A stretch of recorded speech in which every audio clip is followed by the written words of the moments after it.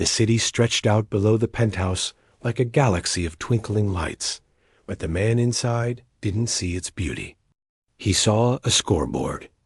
Ethan Sterling stood by the floor-to-ceiling window, a crystal glass of amber whiskey in his hand, feeling a familiar, cold irritation. The source of it was a memory from 3 nights before, the annual charity gala. He'd been standing with a group of influential friends and rivals, making the usual talk about markets and mergers, when a competitor, a man who'd made his fortune in tech, had clinked a fork against his glass. Everyone. "A little surprise," the man had announced, a smug smile playing on his lips. "My head gardener, it turns out, was first chair violin for the Beijing Symphony before he moved here for his family's health. He's agreed to play a piece for us." A murmur of pleasant surprise had gone through the crowd. The gardener, a gentle-looking man in a slightly too big suit, had taken out his violin. And then he had played. It wasn't just good. It was breathtaking. A complex, sorrowful piece that filled the grand ballroom and left everyone utterly silent, then erupting in genuine, thunderous applause. The competitor had beamed, accepting handshakes and backslaps as if he himself had composed the music. "Marvelous, isn't it?" he'd said, catching Ethan's eye. Talent in the most unexpected places. The phrase had stuck in Ethan's craw. Talent in the most unexpected places. It wasn't a kindness. It was a boast. A way of saying, *, see how cultured I am? Even my help is exceptional. *. Ethan had spent his life building an empire from nothing, mastering the rules of finance and power. He collected modern art, owned a vineyard, and had a garage full of Italian cars. But he had no hidden talents among his staff. His possessions were impressive, but they were just that, possessions. That night, he felt outmaneuvered in a game he didn't even know he was playing. Now, in the quiet of his own home, his eyes scanned the living room.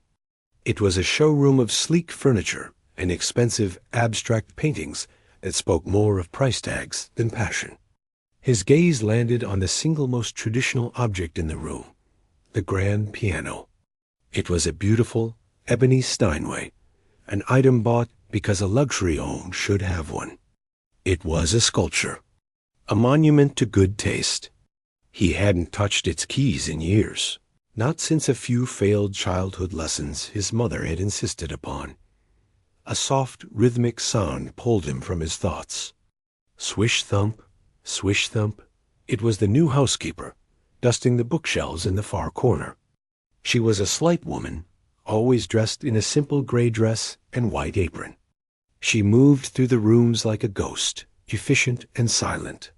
He'd hired her through an agency 2 weeks ago. She came highly recommended for her thoroughness and discretion. Her name was Maria. He knew that much. She was from Eastern Europe, somewhere Ukraine, maybe, or Poland.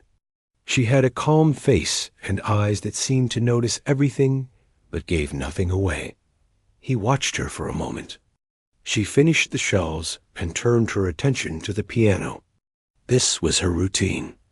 She would carefully lift the fallboard, her cloth moving in precise circles over the glossy wood. She would polish each individual key, the white and the black, with a tenderness that seemed unnecessary for a simple cleaning. She never lingered, never pressed a key to hear a sound. It was just another surface to her, a part of her job. But watching her today, the memory of the violinist gardener fresh in his mind, an idea began to form. It wasn't a kind idea. It was a calculated one, born from that lingering irritation and a desire to... What? Level the score? Prove a point? He imagined his own dinner party, scheduled for the weekend. A few business associates, a potential investor, their polished wives. He pictured the scene after dessert, the conversation lulling. He would stand, get everyone's attention. "My friends," he would say, his voice warm and generous. "We've enjoyed fine food and fine wine. Now for a little fine culture. My housekeeper, Maria, has been practicing a piece for us. She's quite shy, but I've encouraged her to share her talent. He would gesture to the piano. Maria, in her maid's uniform, would hesitantly take a seat. The guests would exchange amused, curious glances. They would expect a simple, halting rendition of Chopsticks or a clumsy folk song. There would be a few wrong notes, a fumbling pause. The guests would hide their smiles behind their hands, offering polite, pitiful applause when it was over. And then, later, over brandy, he would laugh softly and say, "One must encourage these simple passions, mustn't one?" Talent in the most unexpected places. He would reclaim the phrase, turn it into his own private joke. The embarrassment wouldn't be cruel, he told himself. It would be entertaining. A unique anecdote. It would show his guests that he was a man of whimsy, a patron in his own home. The plan solidified, giving him a cold sense of satisfaction. It was perfect.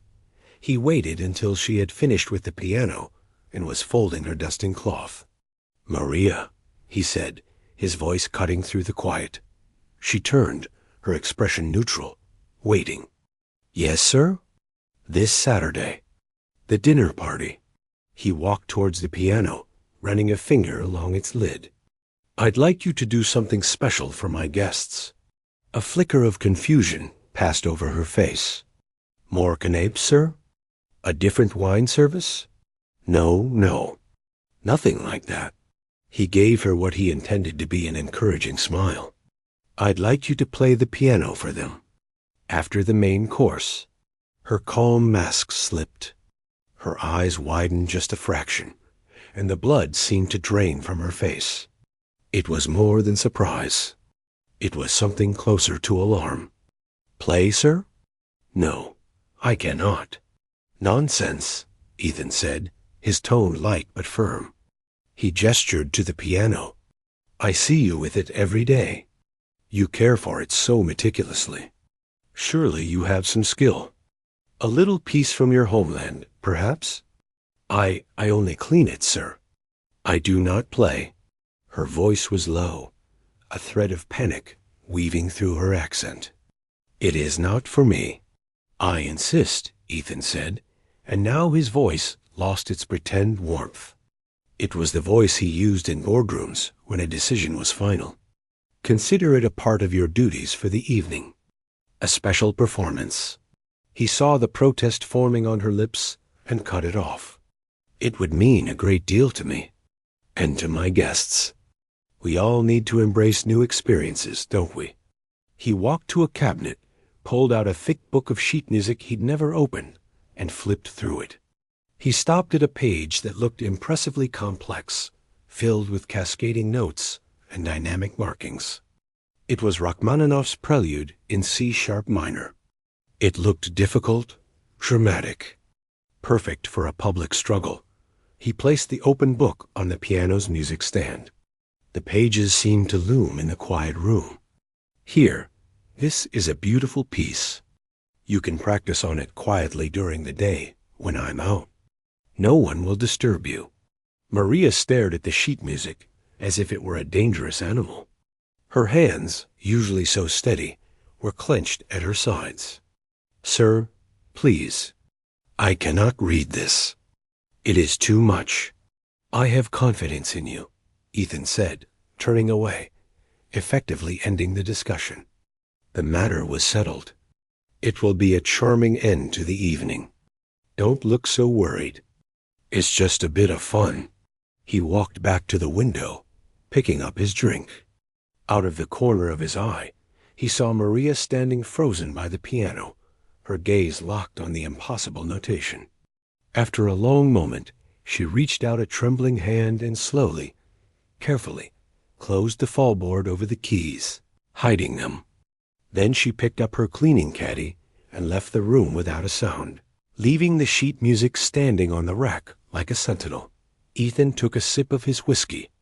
The plan was in motion. He felt the earlier irritation melting away, replaced by a sharp anticipation. He looked at the piano, no longer just a piece of furniture, but now a prop in his little theater. He imagined the scene again, the awkwardness, the suppressed laughter, the ultimate victory of his own cleverness. He smiled into his glass. Saturday couldn't come soon enough. Saturday arrived, polished and perfect, just like everything in Ethan Sterling's world. The penthouse hummed with a different energy.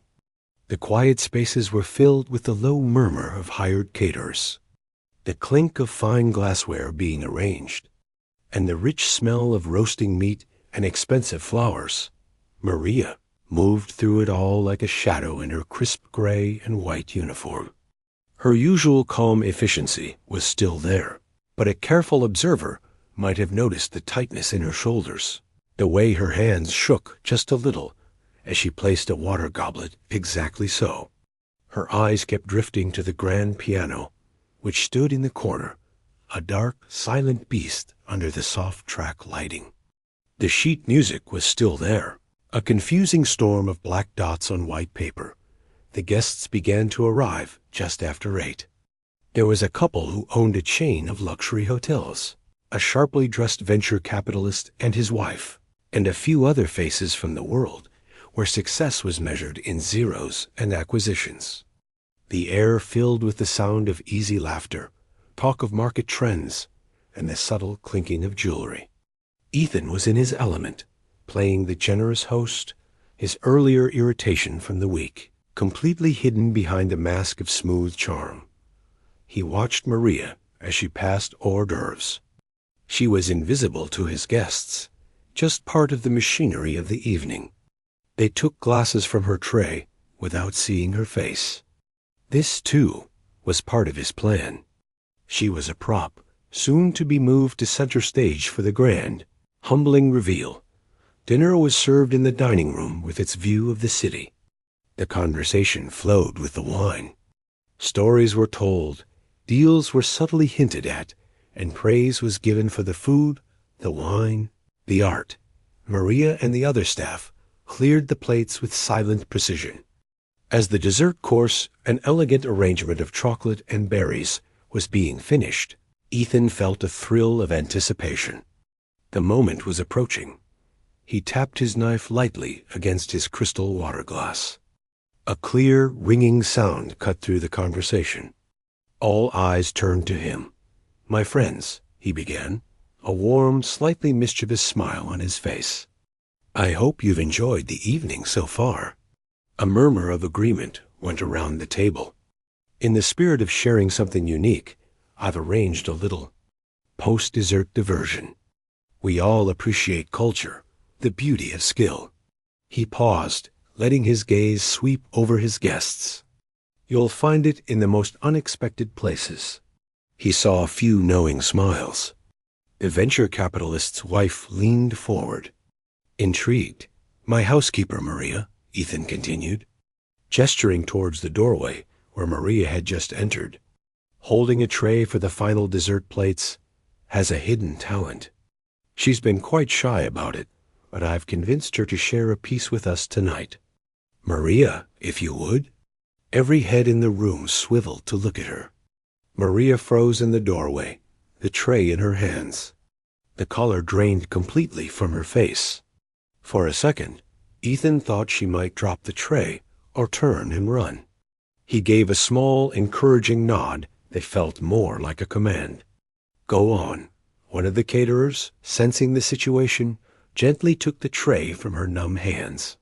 Maria was left standing alone, exposed in the archway between the dining room and the living room. The guests' expressions were a mix of polite curiosity and mild confusion. They were looking at a woman in a maid's uniform being asked to perform. The dynamic was immediately, uncomfortably clear to some of them, but it was masked by the expectation of entertainment. Slowly, as if walking through deep water, Maria moved into the living room. She didn't look at anyone. Her eyes were fixed on the piano, that great, dark monster waiting for her. The guests, taking their cue from Ethan, rose from the table and began to drift into the living room. Finding seats on the sofas and chairs, their faces lit with a soft, expectant glow. Ethan stayed near the back, leaning against the doorframe, his arms crossed. This was it. The awkward walk, the hesitant seating, it was all going exactly as he pictured. He watched her stop in front of the piano. She looked at the sheet music on the stand, the Rachmaninoff he had chosen. She stared at it for a long moment, her face unreadable. Then she did something he did not expect. She reached out, and with a quiet, definitive motion, closed the heavy book of sheet music and set it aside on the floor. A slight ripple went through the audience. A few exchanged glances. Is she giving up already? Ethan felt a flash of annoyance. Was she going to refuse? To embarrass him by saying no in front of everyone? But Maria wasn't leaving. She simply adjusted the piano bench, moving it slightly back. She sat down. She straightened her spine, and in that small movement, something changed. The slouch of the servant, the invisible posture, fell away. She lifted her head and looked at the keys, but she wasn't just looking at them. She was listening to a silence only she could hear. The room was utterly quiet. The only sound was the faint hum of the city 30 stories below. She placed her hands on the keys. They were work-roughened hands, used to scrubbing and polishing. But as they hovered, they took on a different shape, poised, graceful, ready. And then she began to play. The first notes were not the dramatic, crashing chords of Rachmaninoff. They were something else entirely. A single, winding, delicate line of music, like water trickling over smooth stones. It was soft, haunting, and unimaginably beautiful. It was Debussy's arabesque No. 1, but to the listeners, it was just magic. The polite expectation on the guests' faces melted away in an instant. The venture capitalist's slight, condescending smile vanished. His wife's eyes widened. The hotelier leaned forward, his elbows on his knees, his drink forgotten. The room was held captive not by a showy trick, but by a deep, flowing emotion that poured from the instrument. Maria was no longer a housekeeper on a piano bench. She was transformed. Her body moved with the music, a gentle rocking that was not theatrical but instinctive, as if the music was moving through her. Her face, which had been a mask of anxiety, softened. A profound sadness and a deep, private joy flickered across her features, not for the audience, but for the music itself. Her fingers, those practical hands, danced across the keys with a speed and precision that seemed impossible. They created cascades of sound that rippled through the penthouse, filling every corner with warmth and longing. Ethan's smug posture evaporated. He uncrossed his arms, standing up straight. The cold sense of satisfaction he had been nurturing froze, then shattered. This was not a fumbling performance. This was not a simple folk tune. This was artistry of the highest level. It was the kind of playing you heard in grand concert halls, recorded on famous albums. It spoke of a lifetime of study, of a deep, intimate conversation with music that he could never hope to understand. He looked from Maria's transformed figure to the faces of his guests. He didn't see the mocking amusement he had anticipated. He saw awe. He saw respect. He saw people utterly transported, completely disarmed. The venture capitalist had tears in his eyes. The hotelier's wife had a hand over her heart. A crushing wave of shame washed over Ethan, so powerful it felt physical. His little plan, his clever revenge for a petty slight, was exposed for what it was: small, mean, and tragically foolish. He had tried to use a person as a punchline, and instead, she had shown him a universe of feeling he had no access to. He had wanted to prove he owned talent in his home, and instead, he learned he had been housing a masterpiece and treating it like furniture. The piece built to its gentle, wistful conclusion. The last notes hung in the air, delicate and final, before fading into a silence that was thicker, and more profound than the one that had preceded it. For a second, no one moved. No one breathed. Then, the venture capitalist's wife began to clap. Not a polite patter, but a strong, sincere applause. In an instant, the whole room erupted. The guests were on their feet, their faces alive with admiration. They were clapping for her, for the music, for the shock of true beauty in an unexpected place. Maria, as if waking from a dream, slowly took her hands from the keys. The moment the music stopped, the transformation began to reverse. The graceful artist slumped back into the slight frame of the housekeeper. She stood up, gave a small, stiff bow that held no pleasure, only a kind of exhausted defeat, and without looking at anyone, she walked quickly from the living room and disappeared into the kitchen. The applause continued, but it now felt awkward, directed at an empty space. The guests turned to Ethan, their questions bubbling over. "Ethan, my God, where did you find her? Was she a professional? That was breathtaking. What's her story? She must have trained for years." Ethan could only stare at the empty piano bench. He had no answers. The only thing he knew for certain was that the woman cleaning the pots in his kitchen was a complete stranger to him, and he had just committed a terrible, shameful error. The victory he had craved was ash in his mouth. The party was over, and a much harder conversation was about to begin. The applause finally died down, leaving a buzzing, awkward energy in the room. The guests were still standing, their faces alight with the thrill of what they'd just witnessed. Their eyes, however, were now on Ethan, waiting for an explanation, a story to match the performance. He was the host, after all. He must know. Ethan felt their gazes like pinpricks on his skin. He forced a smile, a stiff, unconvincing thing. "Wasn't that something?" he managed to say, his voice sounding hollow to his own ears. A real surprise. The venture capitalist's wife, a woman named Caroline who loved the arts, stepped forward, her hands still pressed together as if in prayer. "Ethan, it was transcendent. Who is she? She must have been a concert pianist. That technique, the emotion. It wasn't just good, it was formed. Where did she study?" "Oh, you know," Ethan said, waving a hand vaguely, his mind a blank panic. "She came through the agency. I believe there was some training in her past." He was floundering, and he knew it. Every word felt like a lie, because it was. He knew nothing. "You must introduce us properly." The hotelier boomed. "I host a charity musical evening every winter at the property. We'd pay a proper fee, of course. She shouldn't be hidden away." This was a nightmare. This was the exact opposite of what he had wanted. They weren't laughing at his clever setup.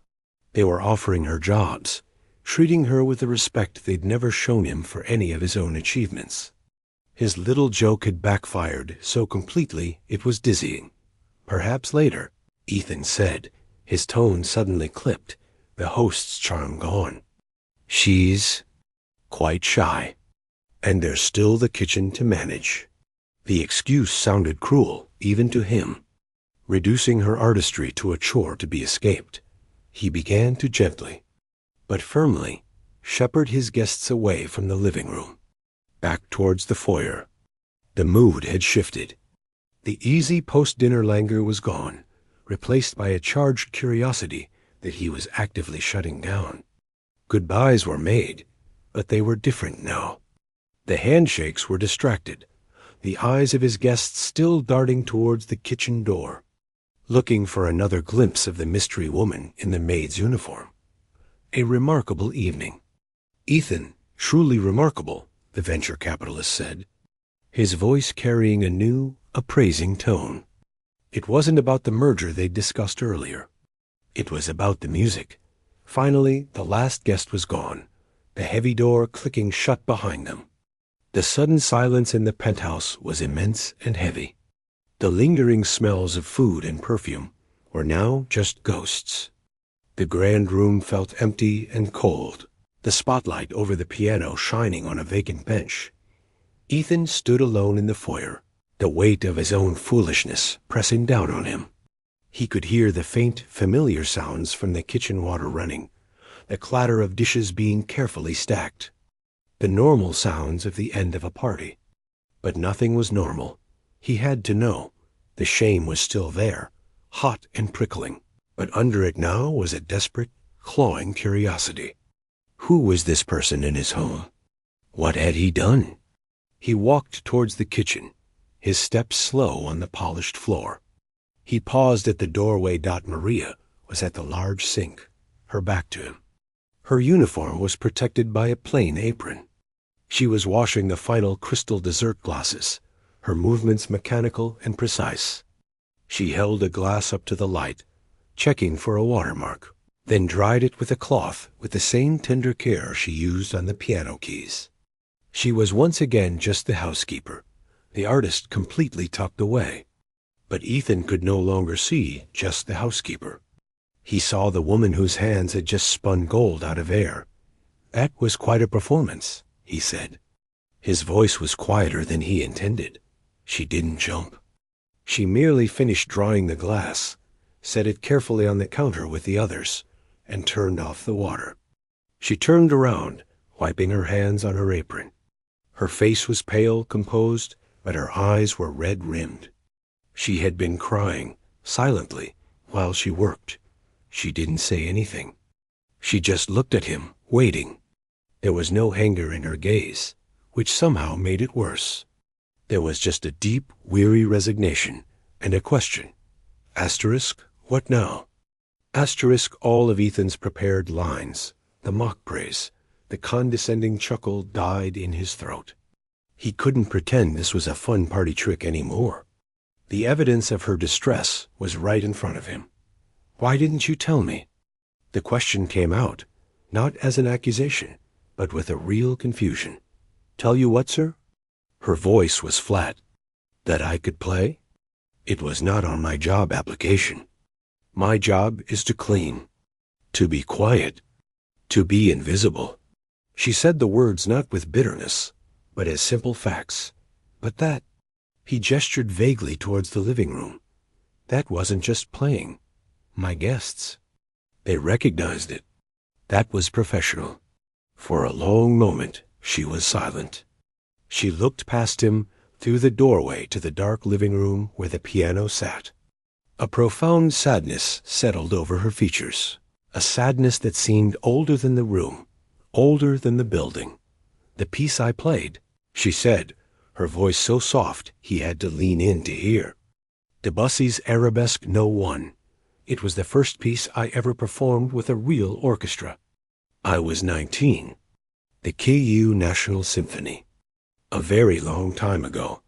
The words hung in the air between them. KU National Symphony. They weren't just words. They were a key, unlocking a door to a whole life he had never imagined. He saw a young woman in a concert dress, not a maid's uniform. He heard applause from 1,000 people, not a handful of confused dinner guests. Ethan just stared. His mouth was dry. What happened? She let out a slow breath, as if steeling herself to carry a heavy weight. Life happened, sir. Then war happened. She said the word war, not with drama, but with a crushing finality, like the closing of a vault. The concert hall where I played that piece. It is gone now. Many things are gone. She didn't elaborate. She didn't describe the fear, the loss, the escape. She didn't mention a husband, a child, a home left behind. She didn't need to. The utter devastation was in the empty spaces between her words, in the way her shoulders slumped just a little more. I came here with my daughter, she continued.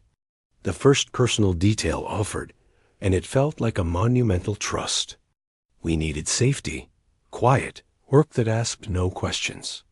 The agency said you wanted someone discreet, someone who would not be seen. That suited me. The piano here. It was a beautiful, painful thing. I cared for it. Sometimes very late, when I was sure you were asleep, I would play one note, just to hear its voice. But to play a piece, to open that door, she shook her head slowly. It opens everything else. The memories are too loud. Ethan understood now. He hadn't just forced a shy employee to perform. He had taken a woman who had buried a part of her soul to survive, who had built a fragile peace in silence and routine, and he had ripped it open for a laugh. He had made her trauma his party entertainment. The shame was no longer just hot. It was cold, seeping into his bones.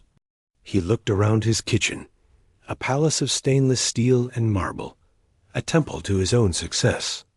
He thought of his irritation at the charity gala, his petty need to one-up a rival. It all seemed so grotesquely small, so pathetic. I didn't know, he said, the words completely inadequate. Of course not, sir, she replied, and there was no blame in it, which was the most devastating thing of all. She was simply stating the truth. He was the man who owned the apartment. She was the woman who cleaned it. Why would he know? She untied her apron and hung it on its hook. The kitchen is finished. Will there be anything else tonight? The question was a dismissal. She was ready to leave, to go back to wherever she lived, to try and lock away the feelings he had forced to the surface. No, Ethan said, his voice rough. No, that's all. Thank you. She gave a small, formal nod, the same one she gave every night. Then she walked past him, out of the kitchen, collected her worn coat and bag from the staff closet, and let herself out the service entrance. The soft click of the door echoed in the silent penthouse. Ethan didn't move. He stood in the bright, empty kitchen, surrounded by the clean, sparkling evidence of her work. He replayed the evening in his mind, his smug anticipation, her terrified walk to the piano. The moment the music transformed the room, the stunned faces, her quiet tears at the sink. He had wanted to prove he could command a performance. Instead, he had been given a lesson in humanity, and he had failed it utterly. The woman with the world at her fingertips was washing his wine glasses, and he was the fool standing alone in a silent, spotless tomb of his own making. The question now wasn't about her past. It was about what he, Ethan Sterling, would do next. The night after the party was long and sleepless. Ethan Sterling was not a man used to lying awake with thoughts that weren't about business. But now, images flashed behind his closed eyelids. Maria's trembling hands closing the sheet music book. The devastating simplicity of her words about the war. The hollow look in her eyes as she hung up her apron. The beautiful notes of the piano piece twisted in his memory, now tied to a feeling of profound shame. He didn't see her the next day, Sunday. Her schedule didn't include weekends. The penthouse felt different in her absence. It wasn't just quiet. It was accusing. Every polished surface, every perfectly placed object, seemed to whisper of her silent labor. The piano in the corner was no longer a prop. It was a monument to his own blindness. By Monday morning, a strange feeling had settled in his chest. It wasn't generosity, not exactly. It was more like a debt he couldn't quantify, a crack in the wall of his certain world. He couldn't just fire her. That would be the final, cruel act. He couldn't pretend nothing had happened. The memory of the music made that impossible. He had to do something, but the something was completely outside his playbook. This wasn't a negotiation or an acquisition. He was at his desk, staring at a spreadsheet that meant nothing, when he heard the soft click of the service entrance. Maria had arrived. He listened to the familiar, gentle sounds of her starting her day. The soft footsteps, the filling of a cleaning bucket, the rustle of her apron. He waited for almost an hour, gathering a courage he didn't know he needed. Finally, he got up and walked to the living room. She was there, dusting the bookshelves, her back to him. She moved with her usual quiet efficiency, but the air around her seemed heavier. "Maria," he said. His voice sounded too loud. She paused, her cloth in mid-air, then slowly turned. Her face was calm, a careful mask restored. "Yes, sir? We need to talk. Please, sit down." He gestured to the sofa. She looked at the expensive cream-colored fabric, then down at her gray uniform. "I'm fine standing, sir." "No," he said, and it came out softer than he intended. "Please, sit." After a moment's hesitation, she moved to the very edge of an armchair, perching as if ready to flee. She folded her hands in her lap, her eyes fixed on a point on the rug. Ethan sat opposite her. He didn't know how to begin. Apologies were a currency he rarely spent. "About Saturday night," he started. "I was wrong. What I did? It was disrespectful. I thought I was being clever. I wasn't. I was being cruel." She didn't nod or accept his apology. She just waited, letting the words hang in the space between them. I need to understand," he continued, fumbling. "You said you have a daughter." A flicker of alarm crossed her face, a mother's instinctive protectiveness. "Yes. Is she here? In the city?" Maria nodded slowly. "She is 10. She is in school. And your husband?" Ethan asked, then immediately regretted it. The way her eyes closed briefly told him everything. "He did not leave with us," she said, the words final. "He stayed to help. He is not here." She would not say the word gone or lost. "Not here" was all she could manage. Ethan looked at this woman, really looked. He saw the lines of exhaustion, not just from work, but from grief carried silently. He saw the strength it took to build a new, invisible life from rubble. He had forced her to perform her most painful memories for a room full of strangers eating chocolate cake. "The guests," he said, changing course. "They were impressed. The hotelier, he mentioned a paid performance at a charity event. He was serious." Maria's head snapped up, real fear in her eyes now. "No, please, sir. No more performances." That was. "It is finished. I'm not asking you to perform," Ethan said quickly, raising a hand. "I'm telling you what they said. But it made me think. You shouldn't be hiding this. You shouldn't have to. Bury it." A sad, almost smile touched her lips. "You bury many things to keep living, sir." Her words silenced him again. He took a deep breath, moving from apology to action. It was the only language he was truly fluent in. "Your immigration papers," he said. "Are they in order? Do you have legal status to work? To stay?" Her guarded expression deepened. This was the most dangerous territory of all. "We have applied. It is a process. It is slow. The agency said it was okay." Ethan knew what that meant. It meant precariousness. It meant fear of a single official letter. It meant her entire life here, her daughter's safety, could vanish with a stamp. "From now on," he said, his voice becoming firmer, more like his business self, but the purpose was utterly new. "You are not just a housekeeper.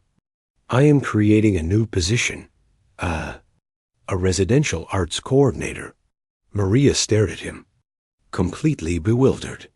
"The building has a common room, a function space in the basement that no one uses," Ethan explained, the idea forming as he spoke. "It will be converted into a small music room. A good digital piano, soundproofing, books. Your new job will be to manage that room. To teach piano to children in the building, if any are interested. To keep the space in order."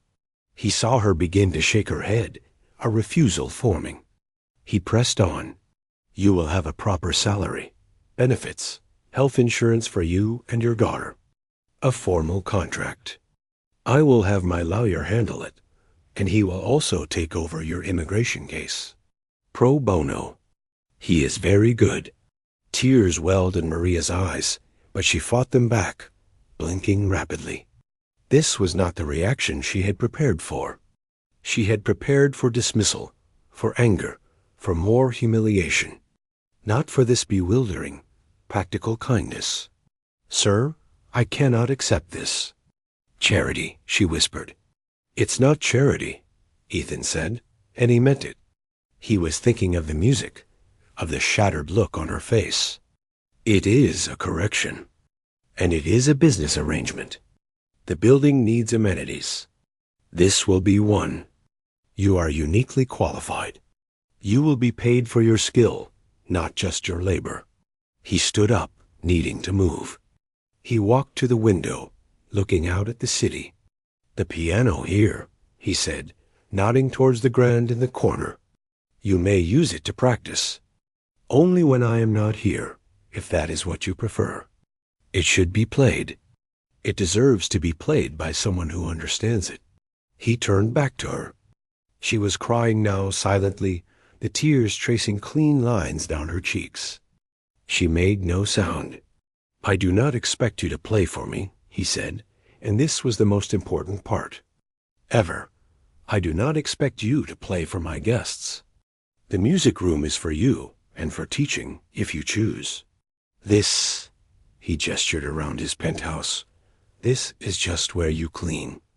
Those are separate things. He was giving her back the boundaries he had violently torn down.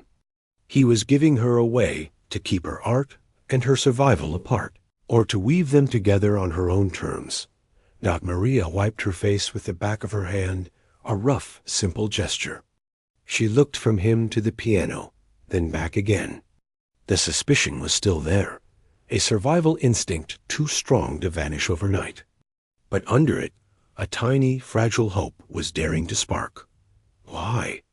She asked, the single word holding a universe of confusion and mistrust. Ethan had no elegant answer.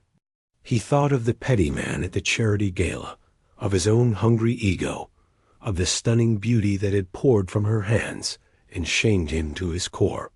Because I finally listened, he said simply. The change did not happen overnight. Trust, especially when it has been broken, is not rebuilt with a single conversation.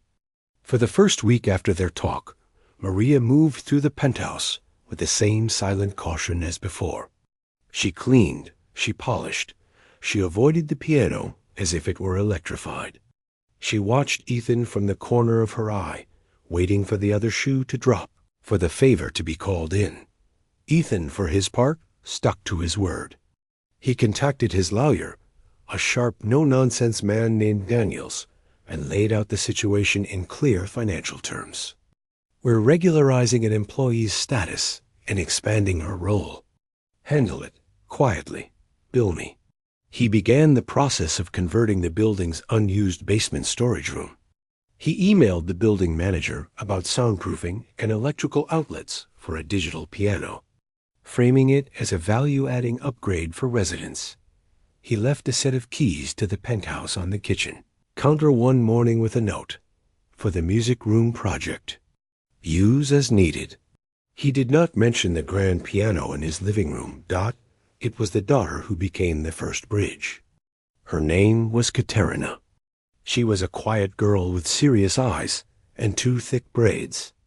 Maria, once the new employment contract was signed, a bewildering document that offered security she hadn't dared dream of, began to bring her to work sometimes after school, when the building's function room was still just a dusty shell. The girl would sit in a corner with a book, watching the workmen come and go. One afternoon, Ethan came home early. He heard voices from the living room, not the cleaner's, but a child's, asking a question in a melodic language. He paused in the hallway. He saw Katerina standing by the grand piano, her small hand hovering just above the shiny black lid. She didn't touch it. Maria was across the room, arranging flowers in a vase. "Mama," the girl asked, her voice full of awe. "Is this the one?" Yes, Solnishko, Maria said softly. The one you played on? Yes. Can I hear it? Just one note? Maria's back stiffened. She turned and saw her daughter's longing face. Then her eyes flickered to the hallway, where Ethan stood, half hidden. She saw him. He gave a small, slow nod. Maria let out a breath. She walked over to the piano, lifted the fallboard, and pressed a single. Middle C, the note rang out, pure and resonant, filling the silent space. The little girl's face lit up with a smile that could have powered the city. It sounds like home, she whispered. In that moment, Ethan understood. The piano wasn't just an instrument to them. It was a relic, a tuning fork for a lost world. He slipped away before they noticed him, his chest feeling strangely tight. The basement music room took shape. Ethan didn't decorate it. He funded it and then got out of the way. Maria chose everything. A sturdy, reliable digital piano with weighted keys, a small bookshelf for method books, 2 comfortable chairs, and a simple rug. She pinned a single small print to the wall, a peaceful landscape of rolling hills that looked nothing like a city. It was her space. One day, a notice appeared on the building's bulletin board, written in Maria's careful hand. Piano lessons available for building residents. Beginner children. Inquire with building management. Ethan saw it and felt an unexpected pang of pride. She was not just accepting his offering. She was building her own. Weeks turned into a month. The rigid formality between Ethan and Maria softened into a distant, mutual respect. They spoke of schedules and maintenance, of whether the new brand of polish was good for the wood floors. The haunting performance and the painful confession were a chasm they had stepped back from, neither trying to cross it again. Then, on a rainy Tuesday evening, Ethan returned from a long, frustrating day. A deal had fallen through. The city was gray and cold. His penthouse felt like a beautiful cage. He poured a drink, but didn't taste it. He stood in his usual spot by the window, but the lights below offered no comfort. And then he heard it. Music. From the basement. It was faint, muffled by floors and distance, but it was unmistakable. It wasn't the flowing, heartbreaking Debussy. It was something else. Simple, tentative, a halting scale, then a stop. Then the beginning of a basic children's exercise song. Mary Had a Little Lamb, played with one finger, painfully slow. A smile touched his lips for the first time all day. She had her first student. He listened. The simple tune started again, more confident this time. Then he heard Maria's voice, too quiet to make out words, but the tone was patient, encouraging. Then the child's laugh, a bright, bubbling sound that somehow floated all the way up to the lonely penthouse. Ethan didn't feel jealous. He didn't feel left out. He felt something entirely new. He had built a room, but she had built a bridge. From her past to her future. From her loss to a child's gain. The music down there was clumsy, but it was full of life and possibility. His grand piano upstairs was silent, but it no longer felt like a monument to his shame. It felt like a seed that had been planted somewhere else, and was now growing in a different soil. He finished his drink and sat in his chair, not to work, but just to sit. He realized the cold irritation that had lived in him for years, the one that had sparked the cruel idea for the dinner party, was gone. It had been burned away by a hotter, brighter shame, and that shame had, in turn, been cooled by this quiet, practical amends. He saw Maria the next morning. She was leaving as he was having his coffee. She had her daughter with her, the girl clutching a beginner's piano book. "Good morning, sir," Maria said, her voice neutral but not cold. "Good morning," Ethan replied. He looked at the girl. "And good morning to you. I hear you're making music downstairs." The girl hid behind her mother's leg, then peeked out and nodded shyly. "She is a fast learner," Maria said. And there was the faintest, warmest hint of pride in her voice. A mother's pride. It was the most beautiful sound Ethan had heard since the concert. He nodded. "I'm glad the room is being used." They stood there for a moment, not employer and employee, not patron and artist, just two people in a hallway. The silence was comfortable. "The lawyer, Mr. Daniels," Maria said. "He says the papers are moving. He is very confident. He should be." "I pay him to be confident," Ethan said, and this time the ghost of a real smile passed between them. She nodded her thanks, a deeper thanks than words could hold, and then she and her daughter turned to go. As they walked down the hall toward the elevator, Ethan saw the girl slip her hand into her mother's. He heard the child whisper, "Mama, can we play the song about the lamb again today?" And Maria's reply, warm and light, "We can play it as many times as you like, Solnishko." The elevator doors closed behind them, and Ethan went back into his penthouse. He walked over to the grand piano. He didn't open it. He just rested his hand on its cool, polished lid. He wasn't thinking about charity galas or rivalries anymore. He was thinking about a single clear note that sounded like home, and a clumsy children's song rising from a basement. He had tried to force a performance to fill his own emptiness. In the end, the real music had come from giving the instrument away. Not the piano itself, but the right to play it. The right to have a life that was whole. The penthouse was still quiet, but the silence no longer felt like something missing. It felt like something waiting. And for the first time, that was okay. The song was elsewhere, and it was enough to know it was being played.